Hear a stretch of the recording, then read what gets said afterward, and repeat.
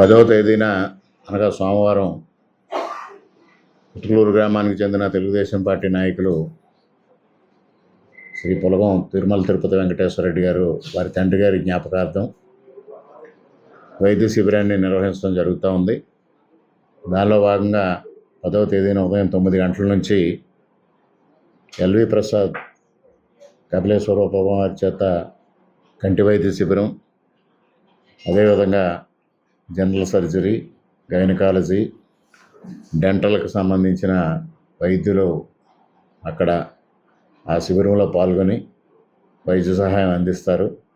అదేవిధంగా తిరుమల తిరుపతి వెంకటేశ్వర రెడ్డి గారిచే రోగులందరికీ కూడా ఉచితంగా మందులు పంపిణీ కూడా చేయడం జరుగుతుంది. అదేవిధంగా ఏదైతే కంటి వైద్యానికి సంబంధించి పరీక్షలు చేసిన తర్వాత అవసరమైనట్లయితే తప్పనిసరిగా వారికి ఉచితంగా ఆపరేషన్లు చేసే కార్యక్రమాన్ని కూడా వారు చేపడతా ఉన్నారు. కాబట్టి ఈ ప్రాంత ప్రజానీకం అంతా ఈ సేవలు వినియోగించుకొని మరి మీకు ఉన్న ఆరోగ్య సమస్యల్ని పరీక్షలు నిర్వహించుకోవడం ద్వారా ఈ సదుపాయాన్ని వినియోగించమని సవినయంగా కోరుకుంటూ ఉన్నాను.